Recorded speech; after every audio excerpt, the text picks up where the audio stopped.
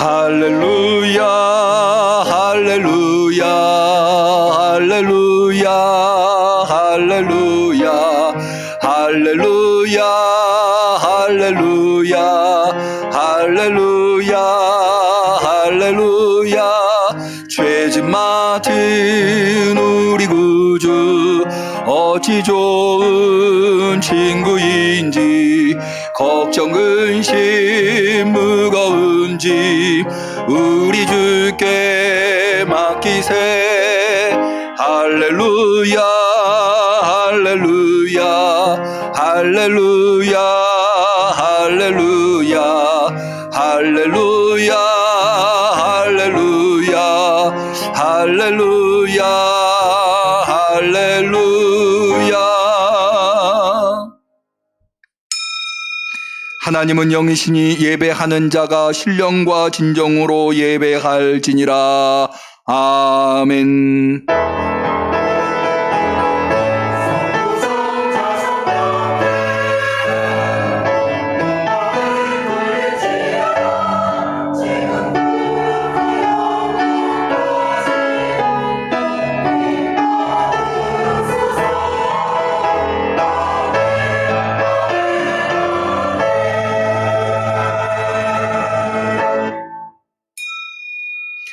하나님이여 나를 보호하소서. 내가 주께 피하나이다.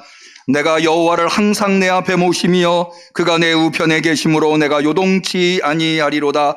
주께서 생명의 길로 내게 보이시리니 주의 앞에는 기쁨이 충만하고 주의 우편에는 영원한 즐거움이 있나이다. 아멘. 예수 그리스도를 사망의 권세에서 살리시사 하나님 우편에 세워 우리로 예수님을 그리스도로 영접하며 오늘도 그 우리의 구세주 되시는 예수님 앞에 예배드릴 수 있도록 우리의 심령을 인도하여 주시니 감사합니다. 신령과 진정으로 진심 어린 감사로 주님을 모시고 예배하오니 약속하신 대로 주님을 모신 자에게 기쁨과 즐거움이 충만케 하옵소서. 예수님의 이름으로 기도 올리옵나이다. 아멘.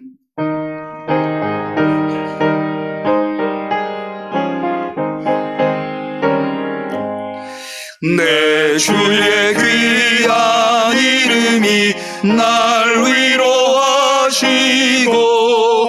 이 귀의 음악 같으니 참 희락되도다.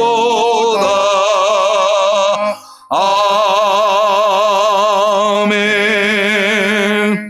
부활하신 주님 앞에 우리의 신앙을 고백할 때에 전능하사 천지를 만드신 하나님 아버지를 내가 믿사오며 그 외아들 우리 주 예수 그리스도를 믿사오니 이는 성령으로 잉태하사 동정녀 마리아에게 나시고 본디오 빌라도에게 고난을 받으사 십자가에 못 박혀 죽으시고 장사한 지 사흘 만에 죽은 자 가운데서 다시 살아나시며 하늘에 오르사 전능하신 하나님 우편에 앉아 계시다가 저리로서 산 자와 죽은 자를 심판하러 오시리라. 성령을 믿사오며 거룩한 공회와 성도가 서로 교통하는 것과 죄를 사하여 주시는 것과 몸이 다시 사는 것과 영원히 사는 것을 믿사옵나이다. 아멘.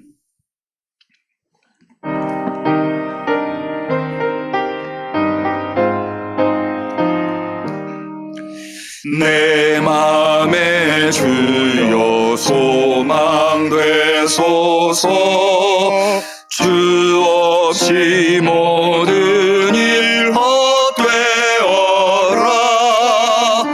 밤이나 낮이나 주님 생각 갈 때나 깰 때 함께 하소서. 지혜의 주여 말씀으로서 언제나 내 안에 계십소서. 주는 내 아버지 나는 아들 주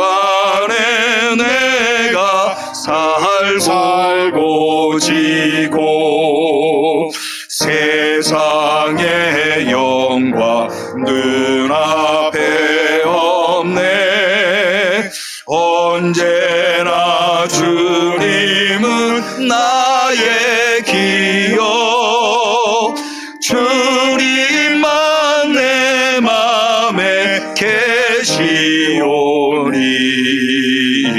영원한 주님 참 귀하여라. 영원한 주님 내 승리의 주 하늘의 기쁨을 주소서. 어떠한 고난이 닥쳐와도 만유의 주여 소망 되소서. 아멘.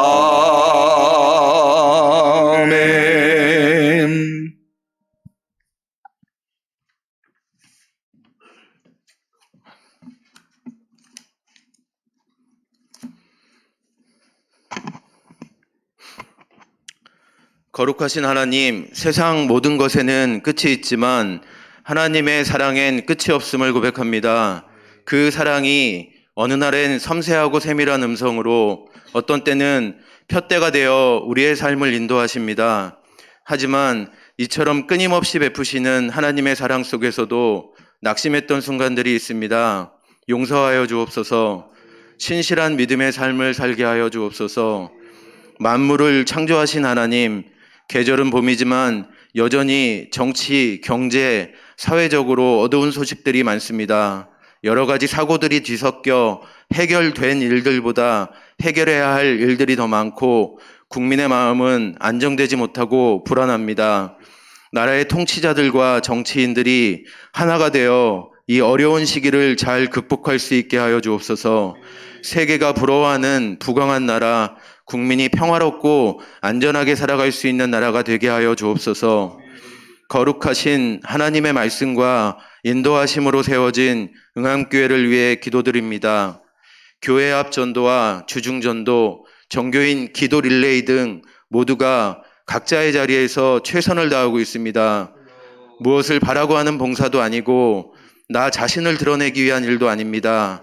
오직 날 구원하시고 인도하시는 주님을 향한 고백이고 사랑입니다. 우리의 고백과 헌신을 통해 복음과 하나님 나라가 확장되고 주님의 일과 계획이 이루어질 것을 믿습니다. 응암교회를 세우신 하나님, 응암교회를 책임지고 인도해 주실 것을 믿습니다. 오직 주님의 인도하심대로 나아가겠습니다. 하나님의 뜻을 구하는 우리의 기도에 응답하여 주옵소서. 이제 생명 되신 주님의 말씀을 듣습니다. 신실한 말씀으로, 신실한 믿음으로 거듭나는 변화의 시간이 되게 하여 주옵소서. 예수님의 이름으로 기도드립니다. 아멘.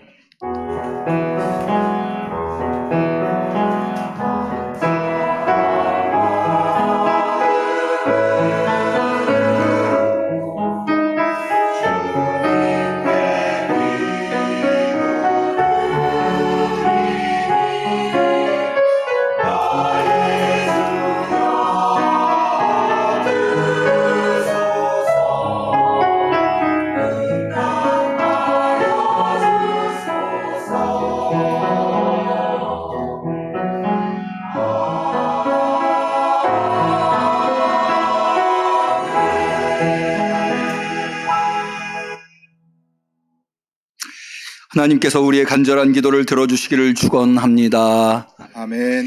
성취교독을 하겠습니다. 교독문 39번 이사야 55장의 교독문이 되겠습니다. 교독문 39번 이사야 55장.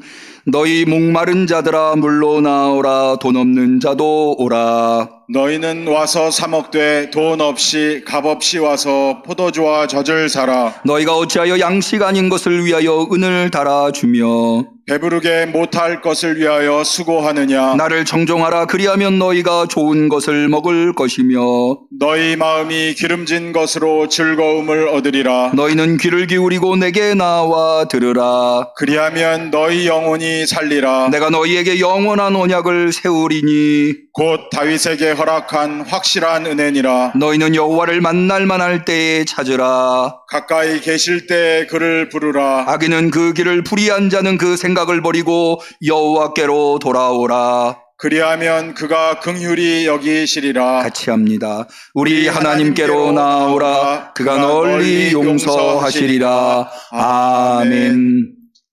하나님의 말씀은 누가복음 2장 49절 50절 말씀이 되겠습니다.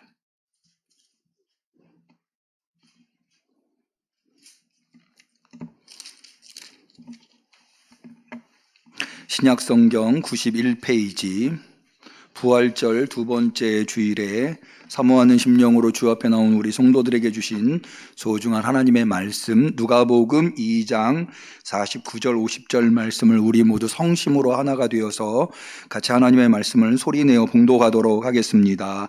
예수께서 가라사대 어찌하여 나를 찾으셨나이까? 내가 내 아버지 집에 있어야 될 줄을 알지 못하셨나이까 하시니 양친이 그 하신 말씀을 깨닫지 못하더라. 이는 하나님의 말씀입니다. 아멘. 시온 찬양대의 특성이 있겠습니다.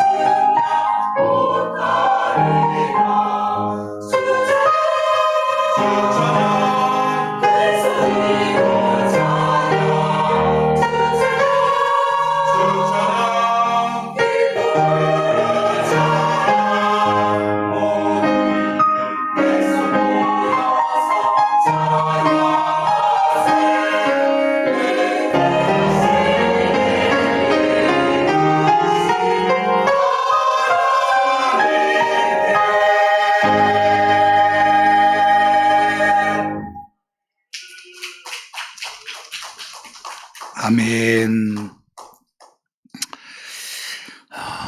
우리 성도님들 어렸을 때 여러분들의 모습은 어떠하셨었나요? 특별히 한 12살 때쯤 남자분들은 소년 시절에 여성분들은 소녀 시절에 모습이 어떠해 하셨습니까? 제가 이 질문을 하는 이유는 소년, 소녀 그러니까 어렸을 때 우리가 어떤 모습을 하고 있었는가는 대단히 중요한 문제입니다. 우리 옛 속담에도 3살 버릇이 여든 간다고 하지 않습니까? 또 될성 부른 나무는 떡잎부터 알아본다. 이 모든 말들이 다 어렸을 때의 성품이 중요하다라고 하는 거죠. 예수님의 어린 시절은 어떠했을까요? 예수님의 어린 시절도 예수님을 이해하는 데 대단히 중요하다 할 수가 있겠습니다.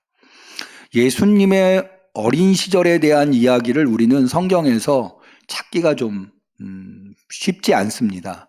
복음서는 예수님의 여러 이야기들을 수록하고 있지만 마가복음이나 누가복음에는 예수님의 탄생, 아기 때는 수록하고 있는데 소년 예수님의 이야기는 거의 자료가 없습니다. 유일하게 있다고 한다면 오늘 우리가 읽은 말씀입니다. 그런데 소년 예수님이 오늘 우리가 읽은 본문의 내용을 보면 우리가 생각한 것과는 사뭇 다른 모습을 보여주고 있습니다. 예수님이면 모든 일에 모범적인 것처럼 생각할 수 있는데요. 그런데 우리가 읽어보면 예수님이 왜 이러셨지? 이런 생각이 들 정도의 이야기가 소개되어 있습니다. 내용은 이런 겁니다. 예수님께서 한 12살쯤, 이 12살이라고 하는 게 좀 중요한데요. 왜냐하면 여자고 남자고 12살이 되면 이제 거의 성년에 들어섰다라고 그러니까 우리가 성년식 한다 그러잖아요. 되게 12살, 13살이 유대인들에 의하면 성년에 들어선 것으로 인정이 됩니다. 그래서 유대인들의 율법에 의하면 12살이 되면 그때부터 유대인의 명절을 지켜야만 하는 나이가 됩니다. 그래서 처음으로 예수님은 부모님들과 함께 예루살렘 성전의 유월절을 지키기 위해서 가시게 됩니다.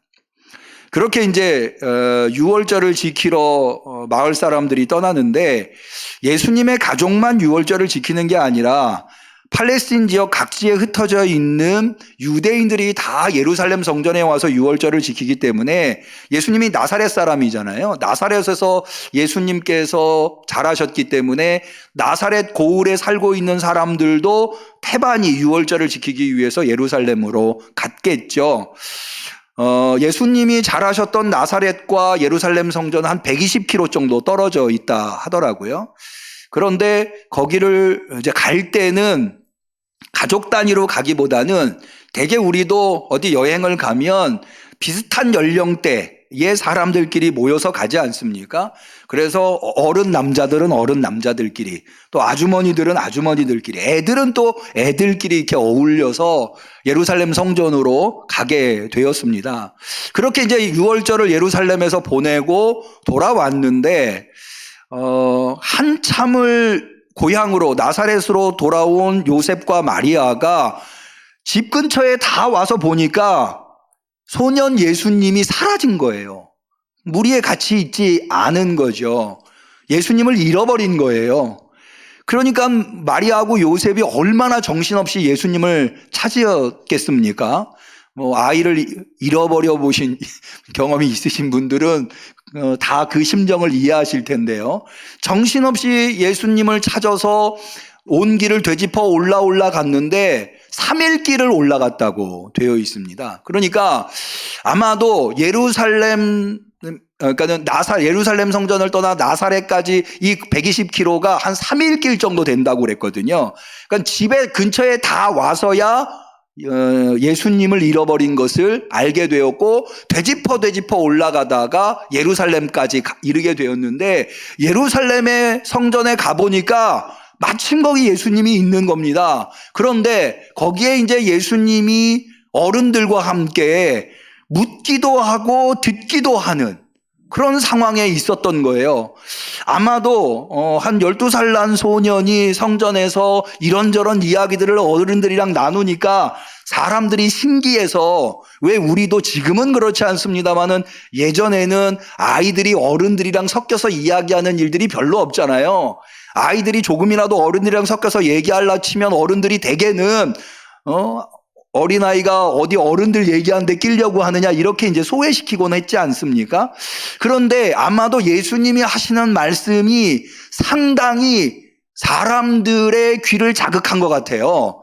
그래서 사람들이 거기 모이게 되었고 거기 있는 선생님들하고 묻기도 하고 듣기도 하고, 그래서 거기 있는 사람들이 예수님이 하는 말씀에 담겨있는 지혜에 깜짝 놀랐다고 되어 있습니다. 사실요, 이 지혜라고 하는 것은 대답에만 지혜가 있는 게 아니라 어느 측면에서는 묻는 질문에도 엄청난 지혜가 담겨 있는 경우가 있어요. 어느 정도의 지혜가 있어야 사실은 질문도 가능하거든요. 그런데 12살, 13살 정도 되는 소년이 지혜롭게 질문하는 것을 보면서 사람들이 신기해했겠죠. 그건 사람들 얘기고, 성전에서 그렇게 있는 소년 예수님을 발견한 마리아하고 요셉은 얼마나 화가 났겠습니까? 3일 동안 찾아보신 분은 아실 거예요. 애를 찾으면서 막 부글부글 이 녀석 만나기만 해봐라, 내가 가만두나 봐라, 뭐 이런 마음을 가지고 찾아다니지 않았겠습니까? 그래서 마리아가 보자마자 소년 예수님을 질책합니다. 아이야, 어찌하여 우리에게 이렇게 하였느냐? 보라, 내 아버지와 내가 근심하여 너를 찾았노라.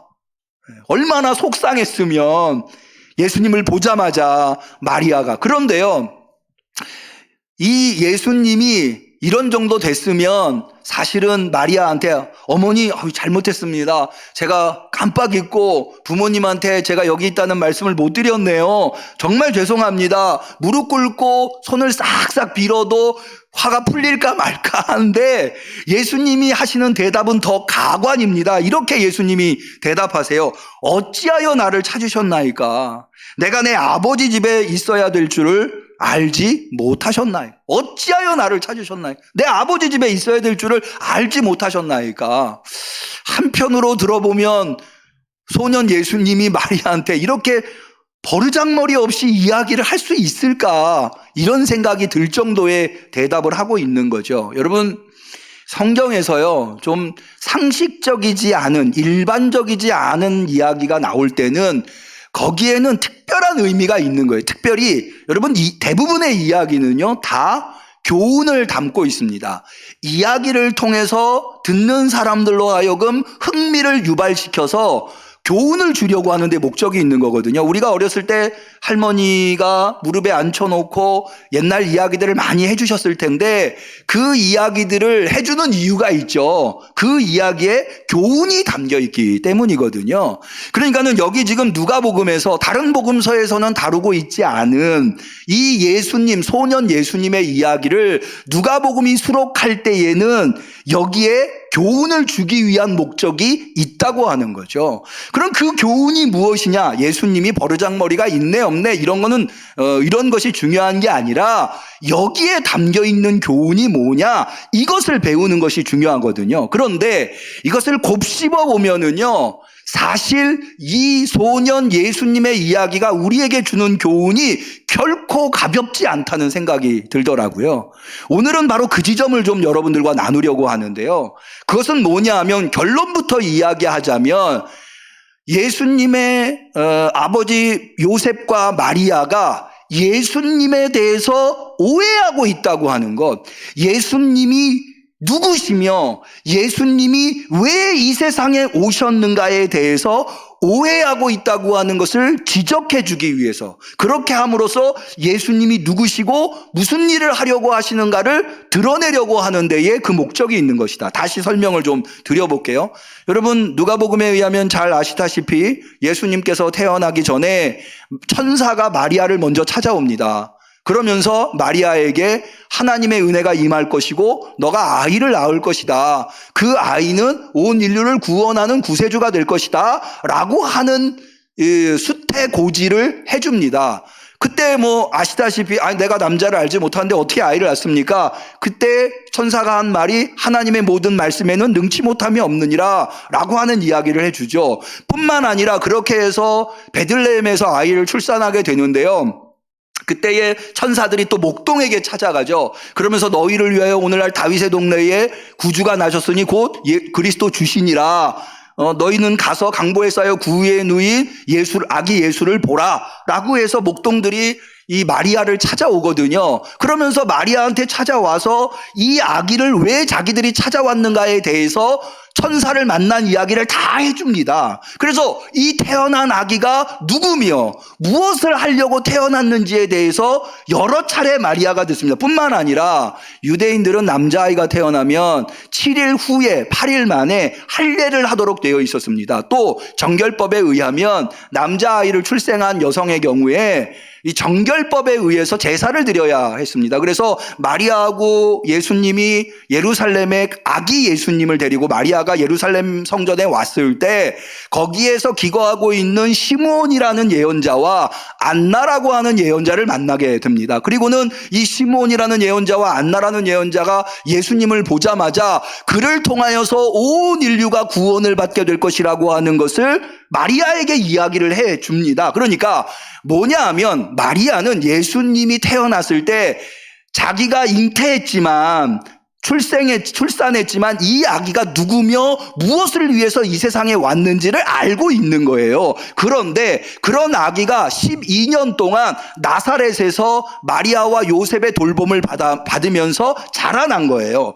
그 사이에 이 마리아와 요셉은 이 예수라고 하는 인물이 어떤 인물이며 무엇을 하러 이 세상에 왔는지를 까맣게 잊어버리고 있었던 거죠.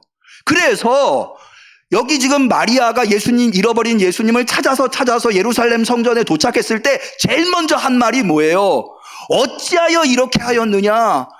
내 아버지와 누구를 얘기하는 겁니까? 요셉을 얘기하는 거예요. 내 아버지와 내가, 너의 어머니 마리아인 내가 너를 찾느라고 근심했다, 염려했다, 걱정했다.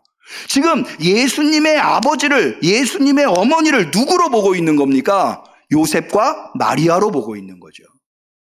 그런데 거기에다가 예수님은 뭐라고 말씀하시는가 하면 어찌하여 나를 찾으셨습니까? 내가 내 아버지 집. 여기서 내 아버지 집은 누구를 얘기하는 겁니까? 하나님을 얘기해요. 내 아버지 집은 어디를 얘기하는 거예요? 예루살렘 성전. 내 아버지 집에 있어야 될 줄을 어찌 모르셨습니까? 여기 될 줄이라고 하는 말은 우리나라 말로는 번역이 좀 쉽지 않은데요.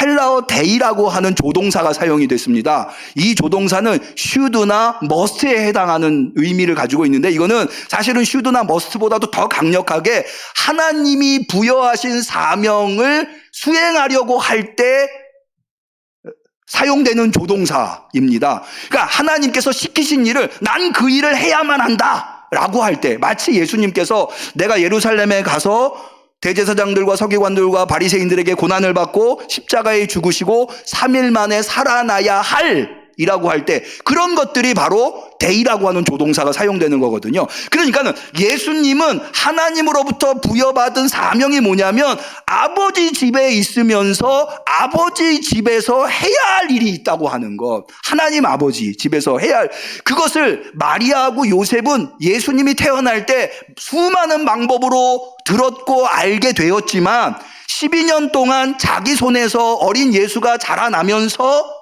그거를 다 잊어버리고 예수님을 엉뚱한 곳에서 찾고 있었던 겁니다. 저는 이 예수님께서 마리아에게 내 아버지와 나에게 어찌하여 이렇게 하였느냐 라고 말하는 마리아에게 예수님이 내가 내 아버지 집에 있어야 할 줄을 왜 모르십니까? 라고 말씀하신 것이 오늘 우리 그리스도인들에게 하시는 말씀처럼 저는 느껴지더라고요. 여러분, 여러분들의 심령 가운데에 예수님이 계신 줄로 믿습니다. 여러분들 심령 가운데 예수님이, 여러분들의 마음 가운데 예수님이 계시니까 오늘도 이날 수많은 사람들이 들로 산으로 놀러 다니고 또 요즘 감기가 많이 유행하더라고요. 그래서 집 밖에 못 나가는 몸이 아프. 그럼에도 불구하고 어떻게 해서든지 내가 주 앞에 나가야 되겠다고 하고 나오신 것 아닙니까? 그런데요, 거기서 한 걸음 더 나아가서 제가 한번 질문해 볼게요. 여러분 마음 가운데에 예수님은 어디 계십니까?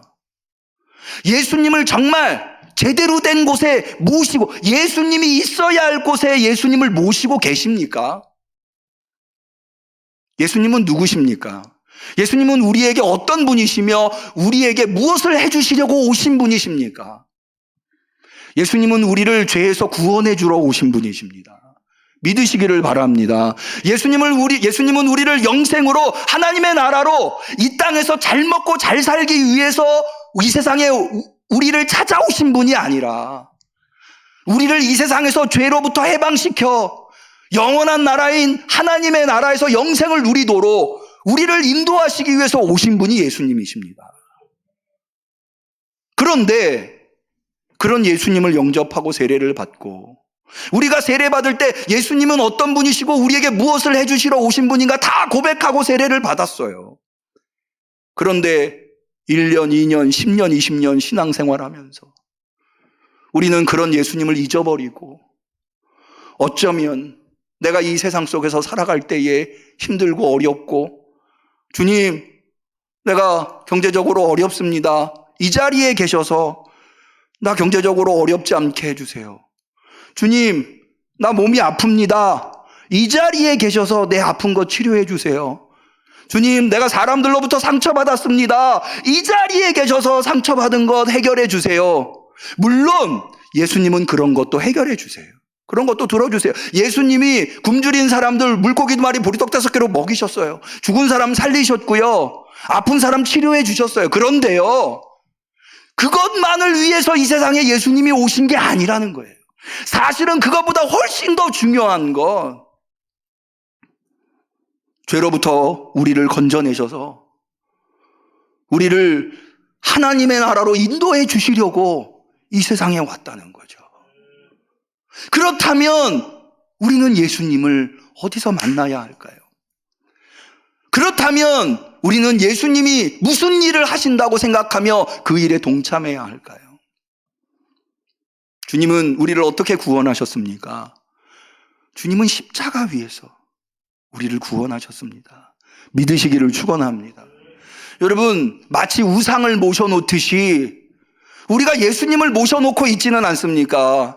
거기에 이렇게 예수님 모셔놓고 예수님 나 복 주세요 그러고 있지는 않습니까? 예수님은 그런 우상이 아닙니다. 예수님은 이 세상에 해야 할 일, 십자가의 길을 가셔야 할 일을 하시기 위해서 오셨고 십자가에 달리시기 위해서 오셨어요. 그렇다면 우리는 예수님을 어디서 만나야 할까요? 예수님 말씀하신 거예요. 아무든지 나를 따라오려거든 자기를 부인하고 자기 십자가를 지고 나를 쫓을 것이니라. 내가 엉뚱한 곳에서 예수님을 찾고 있으니 예수님을 놓쳐버리고 예수님을 잃어버리고 살고 있는 것은 아닌가. 세상적인 것, 육적인 것에만 함몰되어서 그 자리에서 예수님을 찾고 있으니 예수님을 못 만나고 있는 건 아닌가. 여러분, 예수님을 올바로 모실 수 있기를 축원합니다. 예수님을 올바로 따르실 수 있기를 축원합니다. 예수님을 올바로 섬기시는 성도님들이 되시기를 바랍니다. 예수님께서 어린 시절의 이야기, 예수님의 어린 시절의 이야기는 이야기가 주는 교훈은 예에서 끝나지 않습니다. 한 가지 더 있습니다. 우리가 오늘 읽지는 않았습니다만은 그 다음에 나오는 51절, 52절, 특별히 52절에 보면 이런 내용이 나옵니다. 예수는 그 지혜와 그 키가 자라가며 하나님과 사람에게 더 사랑스러워지시더라. 더 사랑스러워지시더라. 저는 이 말씀이 마음에 확 박히더라고요. 하나님과 사람에게 더 사랑스러워지시더라.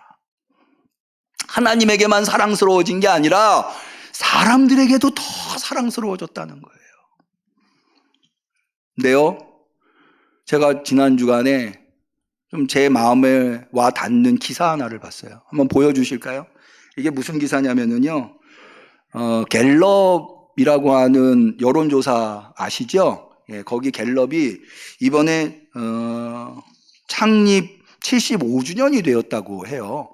그래서 창립 75주년 기념으로 전 세계의 61개국에 5만 7천 명 정도 되는 사람들을 대상으로, 우리나라는 한 1,000명 정도 되는 사람들을 대상으로 이 신앙도, 종교도를 조사를 한 거예요. 이게 바로 그 표예요. 그래서 이게 오차 범위가 신뢰 수준이 95% 이상이더라고요. 오차 범위가 3%. 꽤 열심히 조사를 한 건데요. 제가 여기서 보면 여러분이 보시는 왼쪽에 있는 게 61개국 통계예요. 그래서 종교 생활을 하지 않더라도 나는 신앙인인가 라고 하는 데에 62%가 지금 나는 종교 생활을 따로 하지 않더라도 신앙인이다 라고 이야기를 하고 있고, 그런데 오른쪽에 보시는 거는요, 한국인들은 보시면 종교적인 사람이라고 보는 게 36%, 62%의 절반 정도밖에 안 되죠. 저는 우리나라 사람들이 굉장히 신앙심이, 여러분, 천주교, 불교, 기독교를 합치면은 5천만보다 훨씬 더 많다고 하죠. 그래서 신앙심이 굉장히 다른 나라보다 특출나다고 생각을 했는데 생각보다 적어요. 61개국 평균보다도 더 적어요. 절반밖에 안 되는 거예요. 더 나아가서 하나님이 있는가, 신의 존재를 믿는가, 여러분 왼쪽에 보시는 게 신의 존재인데요. 61개국 평균은 72%예요. 그리고 신의 존재를 믿지 않는다 16%예요. 근데 우리나라는요, 신의 존재를 믿는 사람이 41%, 안 믿는다는 사람이 41%, 그 다음에 중간에 있는 확실치 않다는 사람 17%. 그러니까 하나님의 존재, 신의 존재를 믿지 않는 사람과 믿는 사람이 반반인 거예요. 중간이 좀 있고요. 사실은 모르겠다라고 이야기하는 사람들은 믿지 않는다는 쪽으로 본다고 한다면 믿는 사람보다도 믿지 않는 사람이 훨씬 더 많아요. 그거는 신이 있다고 믿는 61개국 72%에 현저하게 떨어지는. 저는 이 통계를 보면서요, 왜 그렇지? 내가 생각한 거는 완전히 다르더라고요. 왜 이런 통계가 나왔지? 이게 신뢰 수준이 95%예요. 저는 오늘 이 말씀을 보면서 두 가지가 생각이 나더라고요. 하나는 뭐냐 하면, 여러분, 왜 여러분 주변에 있는 가장 가까이 있는 신앙인들이 누구겠어요? 그리스도인들 아니겠어요? 교회 다닌다는 사람들. 교회 다닌다고 하는 사람들조차도 세상 사람들이 볼 때 일상을 보면 하나님이 있다고 생각하지 않는 것처럼 보이는 거예요. 그러니까 이런 통계가 나오는 게 아닌가. 또 신앙인들이 매스컴을 통해서, 물론 매스컴은 너무 자극적인 내용들만 나오고 있어서 늘 교회나 그리스도인들에 대해서 부정적인 것들만 이야기해서 그렇긴 한데요, 그럼에도 불구하고 그런 빌미를 너무 많이 주고 있다는 거예요. 오늘 우리가 읽은 본문에 나온 예수님께서 지혜와 키가 자라가면서 어떻게 되셨다고요? 하나님과 사람들에게 더 사랑스러워지는지라. 오늘날 우리 한국교회의 성도들이 이게 안 되니까, 여러분, 이 말씀이 그냥 보면 당연한 것처럼, 아니 소년이 잘하니까 지혜도 잘하고 키도 잘하는 거 아니겠느냐 생각하실 수 있는데요, 아까 말씀드린 대로 예수님은 이 땅에 하나님의 아들로 오셨어요. 믿으시기를 바랍니다. 그런데 하나님의 아들로 얼마든지 완성된 존재로 이 세상에 오실 수 있으셨어요. 그런데 예수님이 나이가 드시면서 지혜가 자라났다는 거예요. 여러분, 오늘날 한국교회 성도들 중에는요, 겉으로는 난 부족한 사람입니다, 나는 연약한 사람입니다, 내 신앙은 보잘것없습니다 라고 하지만 나만 옳고 다른 사람은 틀리다 라고 생각하는, 전혀 잘할 줄 모르는 사람들이 얼마나 많은지 몰라요. 근데 예수님도 잘하셨다는 거예요. 하루하루 우리도 잘해요.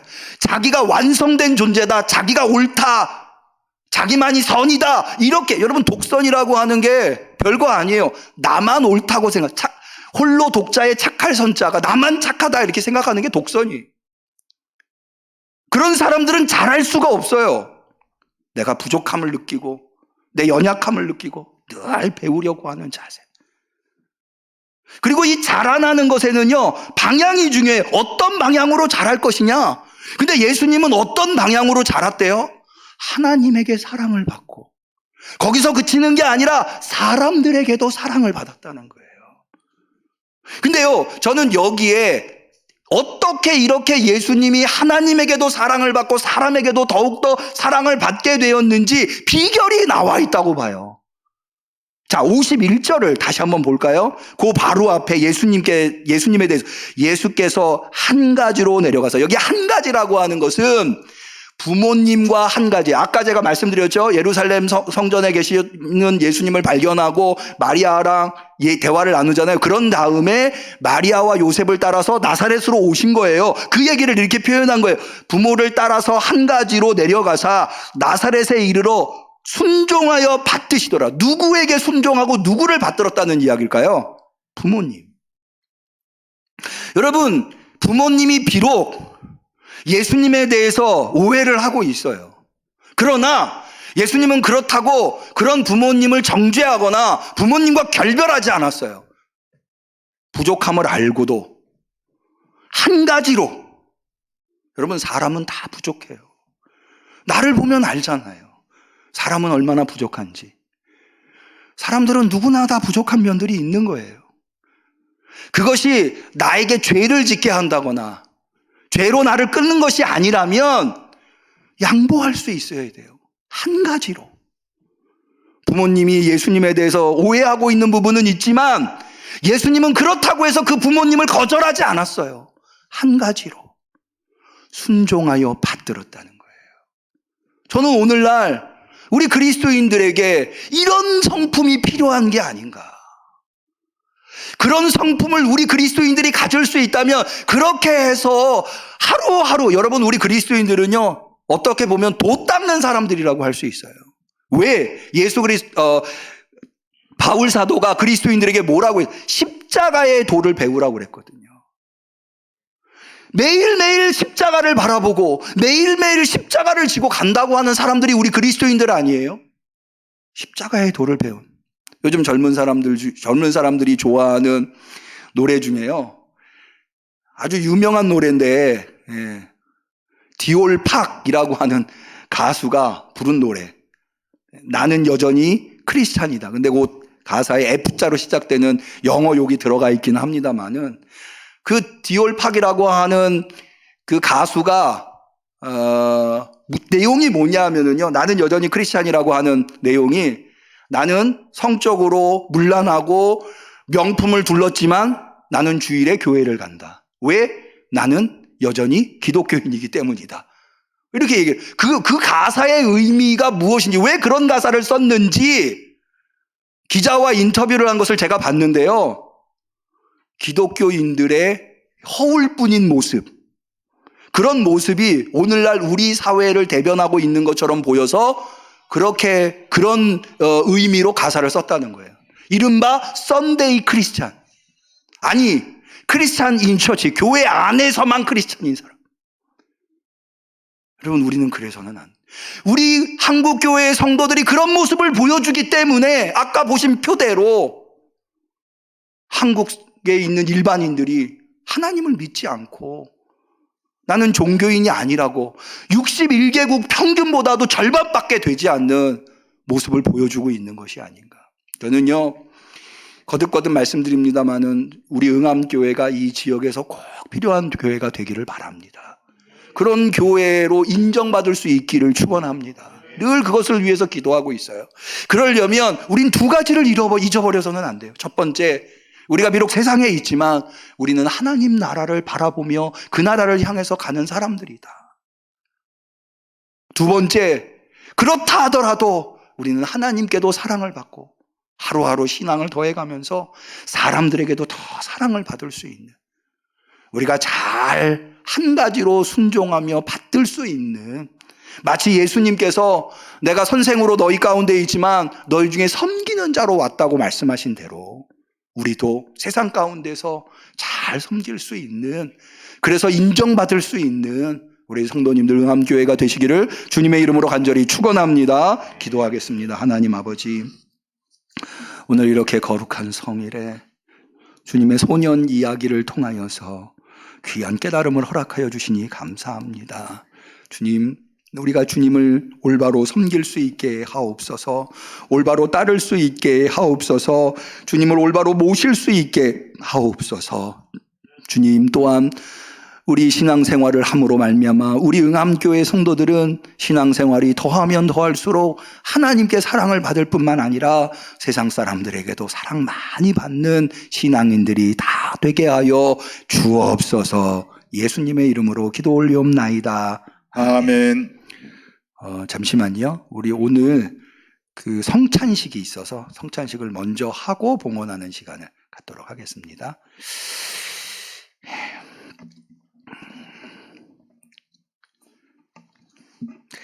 예, 말씀드린 대로 오늘은 부활절 두 번째 주일이어서 성찬식을 계획하였습니다. 식사로의 초대. 형제자매 여러분, 우리가 지금부터 기쁨에 찬 주님의 만찬을 가지려고 합니다. 우리 성찬위원은 준비를 해주실까요? 모든 하나님의 백성들이 동서남북으로부터 와서 하나님의 나라에 들어와 함께 이 잔치에 참여할 것입니다. 누가복음에 의하면 부활하신 주님께서 제자들과 함께 식탁에 앉으사 떡을 집으사 축사하신 후에 떼어 제자들에게 주셨을 때 제자들의 눈이 열려서 부활하신 주님을 알아보았다고 하였습니다. 이것은 주님께서 우리들에게 베풀어 주시는 식탁입니다. 우리 주님께서는 당신을 믿고 따르는 모든 사람들을 초대하십니다. 우리 모두 주님께서 우리를 위해 예비하신 하늘나라의 잔치에 참여합시다. 우리 다 같이 앞에 스크린을 보시면서 대감사 기도를 하나님께 올리겠습니다. 주님께서 여러분과 함께 또한 목사님과도 함께 마음을 주님께로 드십시오. 우리의 마음을 주님께 드나이다. 주님께 감사합시다. 마땅하고 옳은 일입니다. 전능하사 하늘과 땅을 창조하신 하나님, 언제 어디서나 하나님께 감사를 드리는 것은 기쁘고 마땅한 일입니다. 하나님의 형상대로 우리를 지으시고 생명의 숨을 불어넣으시며 저희가 생명이 되었나이다. 우리가 돌아서서 하나님을 사랑하지 않을 때에도 우리를 향하신 하나님의 사랑은 변함이 없으셨습니다. 저희를 종의 신분으로부터 구원하여 주시고 전능하신 하나님의 언약의 백성으로 삼으사 적과 꿀이 흐르는 땅으로 인도하여 주시고 생명의 길을 저희에게 열어주셨나이다. 그러므로 땅 위에 있는 모든 하나님의 백성들과 하늘에 있는 모든 천군 천사들과 함께 저희가 하나님의 이름을 끝없이 송축합니다. 거룩하시다, 거룩하시다, 거룩하시다. 만군의 주 하나님, 하늘과 땅에 주님의 영광이 가득합니다. 지극히 높은 곳에서 호산나. 주의 이름으로 오시는 이여 복되시도다. 지극히 높은 곳에서 호산나. 하나님은 거룩하시며 때가 참에 세상을 구원하시기 위하여 보내신 하나님의 아들 예수 그리스도께서는 복되십니다. 예수 그리스도의 순환과 죽음의 세례와 부활을 통하여 하나님께서는 교회를 세우셨으며 우리를 죄와 사망의 노예로부터 구원하여 주시고 물과 성령으로 우리를 새 언약의 백성이 되게 하셨습니다. 하나님의 위대하신 자비로 인하여 우리는 거듭나게 되었으며 죽은 자 가운데서 부활하신 주님을 인하여 산 소망을 가지게 되었고 사라지지 않고 오염되지 않는 유업을 받게 하셨나이다. 전에는 우리가 하나님의 백성이 아니었으나 지금은 어두움 가운데서 부르심을 받아 영광의 빛으로 나온 그리스도의 놀라우신 업적을 선포하는 하나님의 백성이 되었습니다. 주님께서 승천하실 때에 하나님의 말씀과 성령의 권능 가운데에서 언제나 우리와 함께 하시겠다고 약속하셨습니다.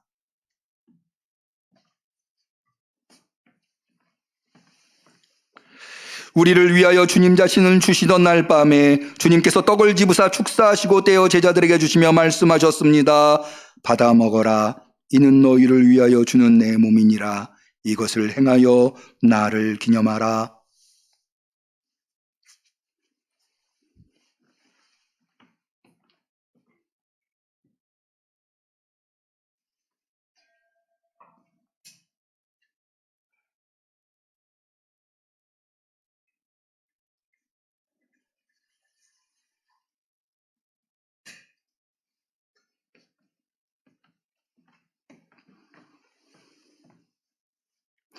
저녁이 끝난 후에 주님께서는 잔을 가지사 축사하시고 제자들에게 주시며 말씀하셨습니다.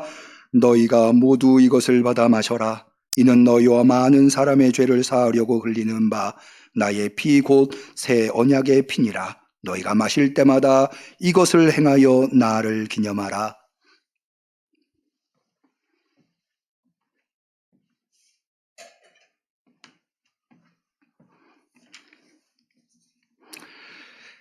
하나님께서 죽은 자 가운데서 예수 그리스도를 들어 올리신 바로 그날 주님께서 식탁에서 떡을 떼실 때에 제자들은 주님을 알아보았습니다. 그리고 성령의 권능 가운데에서 교회는 떡을 떼고 잔을 나누는 일을 계속해 왔습니다. 또한 예수 그리스도 안에서 행하신 이 모든 하나님의 전능하신 일을 기념하며 우리를 위하여 그리스도께서 바치신 희생과 더불어 찬양과 감사와 함께 우리들 자신을 거룩하고 산 희생의 제물로 바칩니다. 이 신앙의 신비를 우리가 선포할 때에 그리스도께서 죽으셨습니다.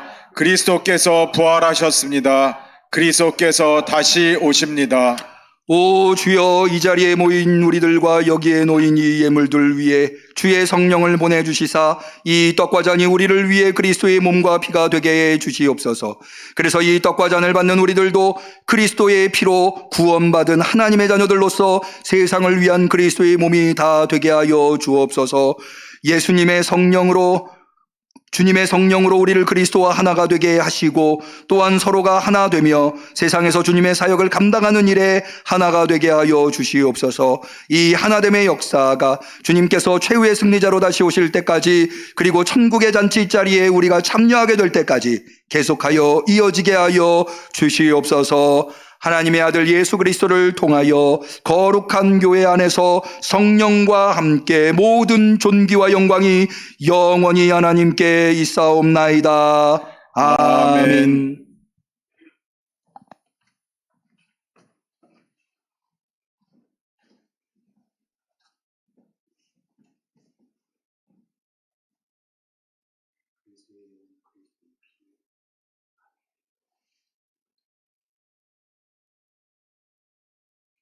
그리스도의 몸, 그리스도의 피,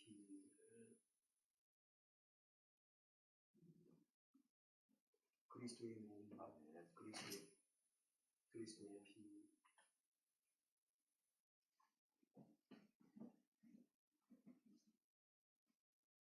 그리스도의 몸, 그리스도의 피.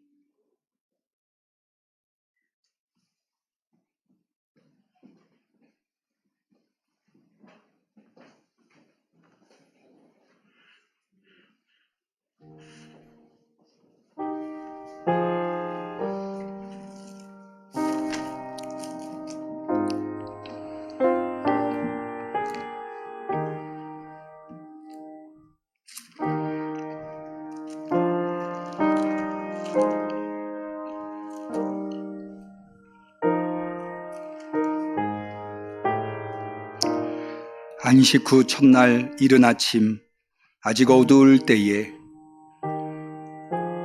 와서 돌이 무덤에서 옮겨간 것을 보고 시몬 베드로와 예수의 사랑하시던 그 다른 제자에게 달려가서 말하되, 사람이 주를 무덤에서 가져다가 어디 두었는지 우리가 알지 못하겠다 하니, 베드로와 그 다른 제자가 나가서 무덤으로 갈새 둘이 같이 다름질하더니 그 다른 제자가 베드로보다 더 빨리 달아나서 먼저 무덤에 이르러 굽으려 세마포 놓인 것을 보았으나 들어가지는 아니하였더니, 시몬 베드로도 따라와서 무덤에 들어가 보니 세마포가 놓였고 또 머리를 쌌던 수건은 세마포와 함께 놓이지 않고 딴 곳에 개켜 있더라. 그때야 무덤에 먼저 왔던 그 다른 제자들도 들어가 보고 믿더라. 저희는 성경에 그가 죽은 자 가운데서 다시 살아나야 하리라 하신 말씀을 아직 알지 못하더라. 이에 두 제자가 자기 집으로 돌아가니라.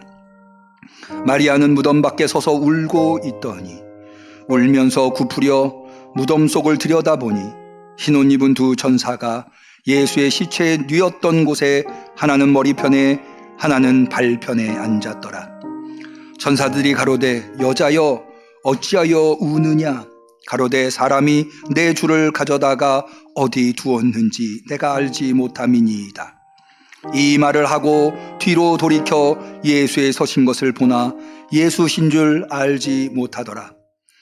예수께서 가라사대, 여자여 어찌하여 울며 누구를 찾느냐 하시니, 마리아는 그가 동산지기인 줄로 알고 가로되, 주여 당신이 옮겨갔거든 어디 두었는지 내게 이르소서. 그리하면 내가 가져가리이다. 예수께서 마리아야 하시거늘 마리아가 돌이켜 히브리 말로 라보니여 하니 이는 선생님이라. 예수께서 이르시되, 나를 만지지 말라. 내가 아직 아버지께로 올라가지 못하였노라. 너는 내 형제들에게 가서 이르되, 내가 내 아버지 곧 너희 아버지 내 하나님 곧 너희 하나님께로 올라간다 하라 하신대. 막달라 마리아가 가서 제자들에게 내가 주를 보았다 하고 또 주께서 자기에게 이렇게 말씀하셨다 이르니라. 이날 곧 안식 후 첫날 저녁 때 제자들이 유대인들을 두려워하여 모인 곳에 문들을 닫았더니 예수께서 오사 가운데 서서 가라사대 너희에게 평강이 있을지어다.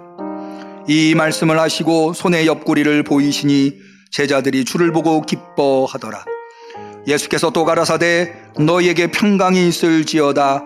아버지께서 나를 보내신 것 같이 나도 너희를 보내노라. 이 말씀을 하시고 저희들을 향하여 숨을 내쉬며 가라사대 성령을 받으라. 너희가 네 죄든지 사하면 사하여질 것이요 네 죄든지 그대로 두면 그대로 있으리라 하시니라.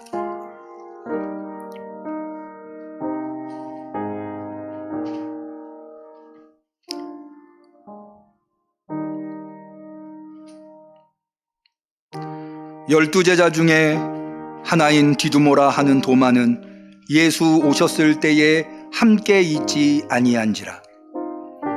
다른 제자들이 그에게 이르되 우리가 주를 보았노라 하니 도마가 가로되 내가 그 손에 못자국을 보며 내 손가락을 그 못자국에 넣으며 내 손을 그 옆구리에 넣어보지 않고는 믿지 아니하겠노라 하니라. 여드레를 지나서 제자들이 다시 집안에 있을 때에 도마도 함께 있고 문들이 닫혔는데 예수께서 오사 가운데 서서 가라사대 너희에게 평강이 있을지어다 하시고 도마에게 이르시되 내 손가락을 이리 내밀어 내 손을 보고 내 손을 내밀어 내 옆구리에 넣어보라. 그리하고 믿음 없는 자가 되지 말고 믿는 자가 되라. 도마가 대답하여 가로되 나의 주시며 나의 하나님이시니이다. 예수께서 가라사대 너는 나를 본고로 믿느냐? 보지 못하고 믿는 자는 복되도다 하시니라.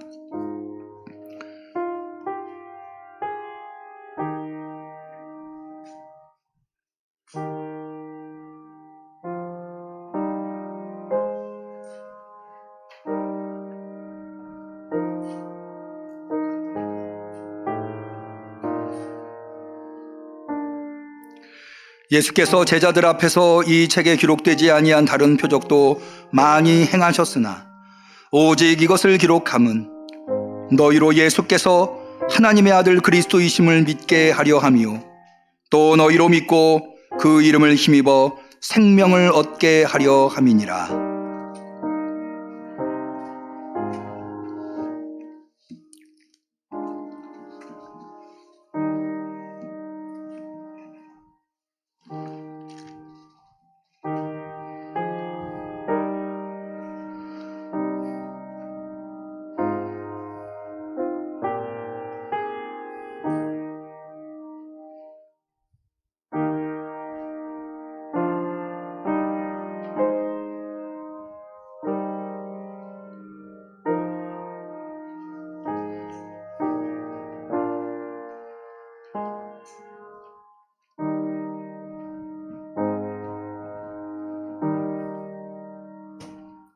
기도 올리겠습니다.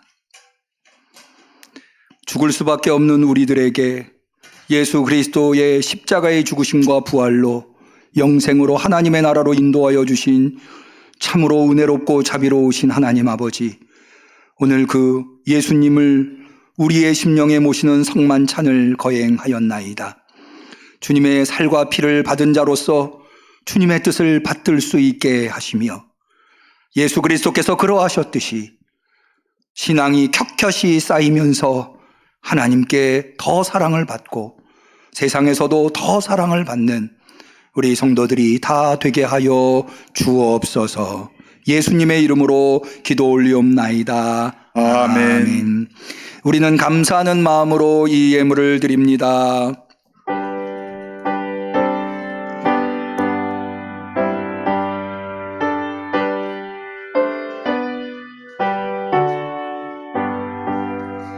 성령이여 강림하사 나를 감화하시고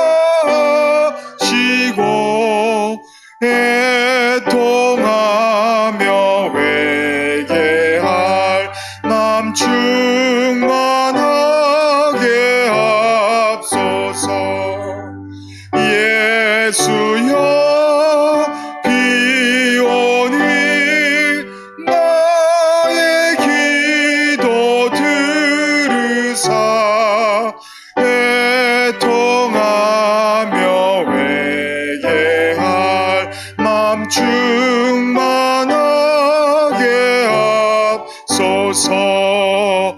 정케하고 위로하 복을 받게 앞소서. 충만하게 하시오니 무한 감사합니다. 예수여 비오니 나의 기도 들으사 애통하며 회개할 마 충만하게 합소서. 아멘.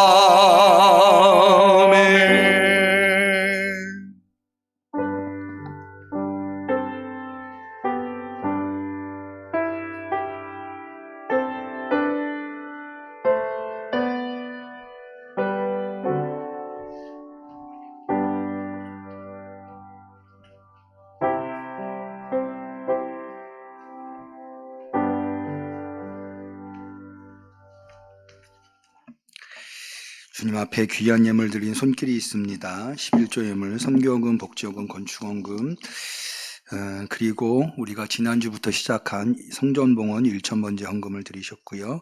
태광자 집사님 성미를 드리셨습니다.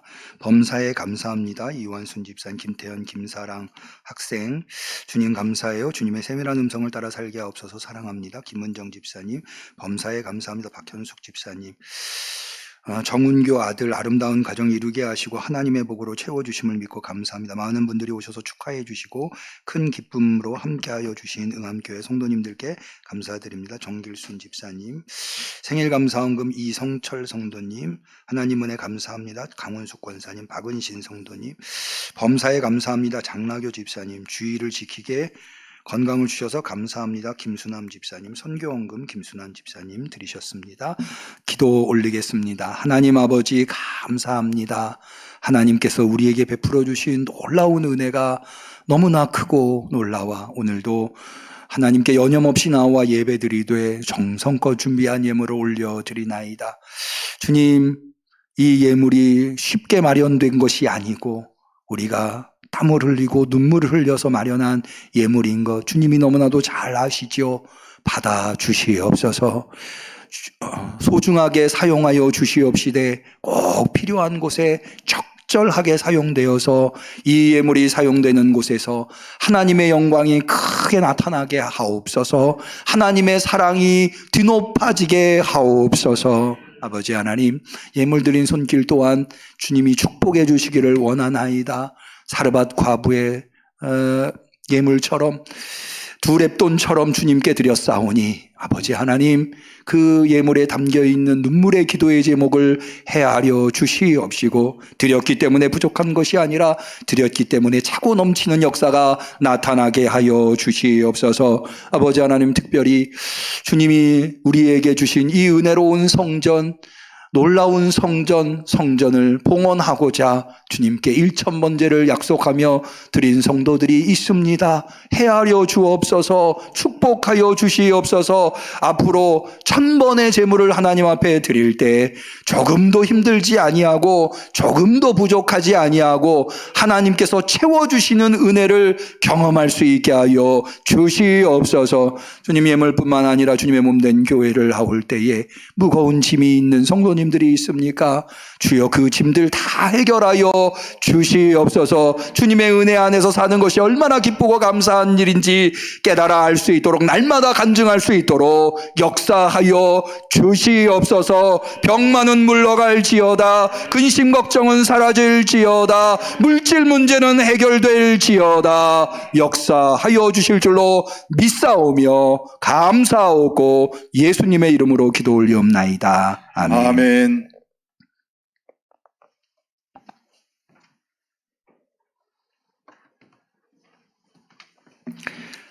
교회 소식을 말씀드리겠습니다. 주보를 참고해 주시면 좋겠고요. 오늘도 교회 앞 전도를 하도록 하겠습니다. 식사하시고 12시 50분에 일단은 여기 교육관이 아니고 교육관에서 오늘 성가대 연습이 있다 하니 아동부실 3층에서 모이도록 하겠습니다. 성전봉헌 1천 번제 헌금, 자꾸 이것 말씀드려서 정말 죄송한데요. 우리가 처음 실시하다 보니까 좀 착오가 생겨서 말씀을 드리게 됩니다.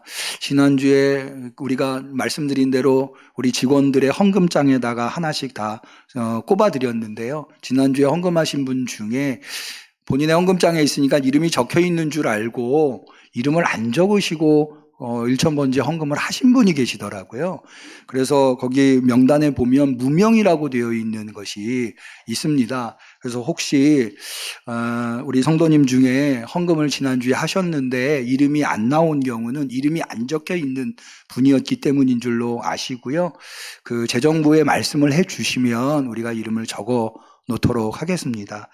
그래서 이름을 안 적으시고 내시는 분이 계셔서 일단 이름을 적어드리려고 하는데요.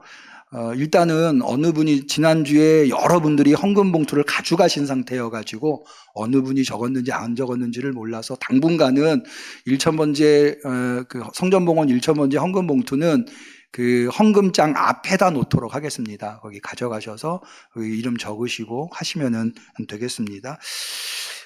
주보에 없는 광고 하나 드리면 우리 정길순 집사님 아드님 훈교 씨가 어저께 아름다운 가정을 꾸리셨습니다. 많은 성도님들이 참여해 주셔서 축복해 주시고 기도해 주셔서 감사해서 오늘 점심에 우리 정길순 집사님 가정에서 떡을 봉헌해 주셨습니다. 맛있게 드시고 우리 축복 기도해 주시기를 부탁을 드립니다. 우리 서로를 축복하는 축복의 노래 하도록 하겠습니다. 사랑하는 자여,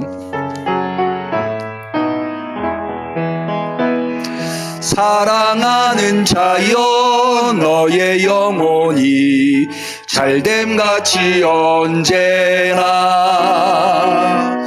범사에 잘되고 강건하기를 내가 간구하노라. 우리 하나님께 영광의 박수 올립니다. 곁에 계신 분들과 서로 인사하시죠. 그리스도의 평화를 빕니다. 그리스도의 평화를 빕니다. 비대면으로 예배드리시는 분들에게도 그리스도의 평화가 있기를 바랍니다. 이거 하는 거 좀 쑥스러워 하시는 분들도 있으신데요. 저도 사실은 좀 쑥스러운데 하다 보니까 이게 너무 소중하더라고요.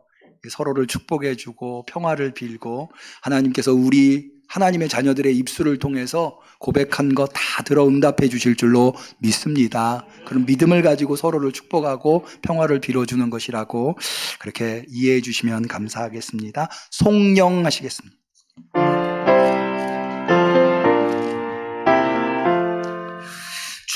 주성부 성자 성령께 다 찬양 드리며 어제와 오늘 영원히 늘 영광 돌리세. 아멘.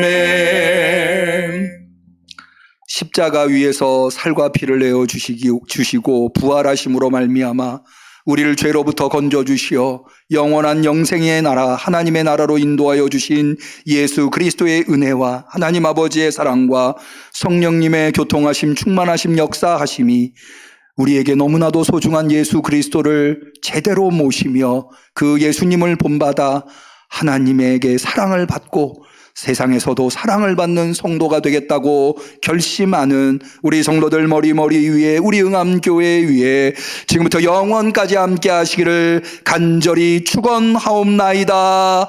아멘.